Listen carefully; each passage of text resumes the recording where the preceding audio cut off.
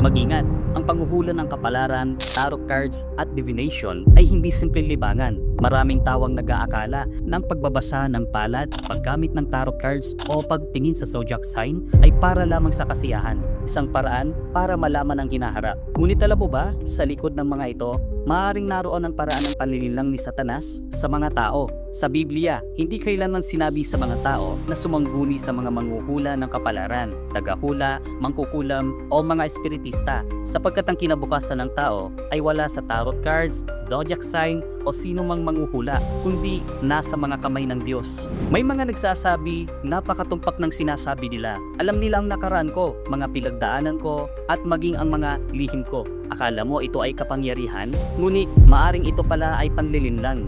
Ang masasamang espiritong iyon ay hindi ngayon lamang nagpakita. Si Satanas at ang mga masasamang espiritong sumusunod sa kanya ay matagal nang gumagala sa mundo. Naghahanap ng mga taong maaari nilang lamunin at linlagin. Pinagmamasdan nila ang kahinaan ng tao. Alam nila ang mga takot, kasakiman, pagnanasa at mga alalahaning nakatago sa puso ng mga tao. Kaya sa pamamagitan ng panghuhula ng kapalaran, tarot cards at divination, nagpapanggap silang nagbibigay ng mga sagot. Ngunit ang ibinibigay nila ay hindi liwanag, kundi pagkaalipin. Unti-unti nilang ginagawang mas magtiwala sa mga hula, mas umasa sa swerte at kapalaran, mas matapot sa hinaharap habang unti-unti namang nababawasan ang iyong pananali sa Diyos, pagbabasa ng kanyang mga salita at lalo kang napapalayo sa katotohanan. Ito ang isa sa pinakamapanlinlang at pinakamasamang pakana ni Satanas. Sa simula, hindi kanya agad pinatatalikod sa Diyos. Pinapaisip ka lamang niya, okay lang na tumingin minsan, okay lang na magtanong minsan,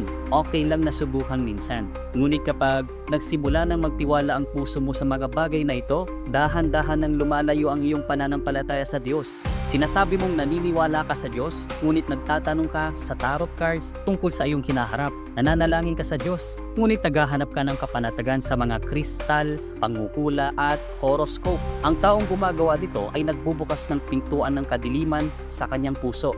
Sinasabi ng Biblia, huwag makakasumpong sa iyo ng sino mang nagpaparaan sa apoy ng kanyang anak na lalaki o babae o nanghuhula o nagmamasid ng mga pamahiin o inkantador o manggagaway o inkantador ng mga ahas o nakipagsanggunian sa mga masamang espiritu o mahiko o sumangguni sa mga patay, sapagkat sino mang gumagawa ng mga bagay na ito ay karumal-dumal sa Panginoon. At dahil sa mga karumal-dumal na ito ay pinalalay sila ng Panginoon mong Diyos sa harap mo. Mga kapatid, kung tunay ninyong nais malaman ang hinaharap, huwag kayo lumapit sa mga manghuhula. Lumapit kayo sa Diyos. Kung tunay ninyong nais malaman kung aling landas ang dapat tahakin, huwag kayong magtanong sa tarot cards.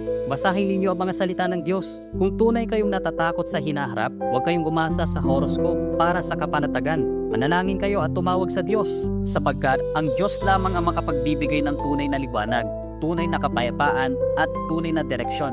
Ginagamit ni Satanas ang panghuhula upang bigyan ang mga tao ng maling sagot, ngunit ginagamit ng Diyos ang katotohanan upang akayin sila sa tamang landas.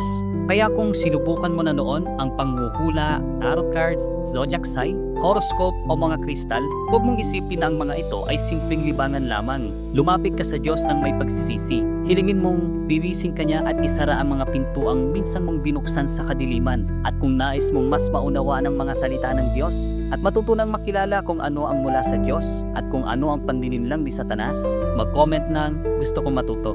Inaanyayahan kita na sabay nating pag-aralan ng salita ng Diyos upang hindi na tayo malinlang ng kadiliman, kundi mamuhay sa liwanag ng Diyos. Amen.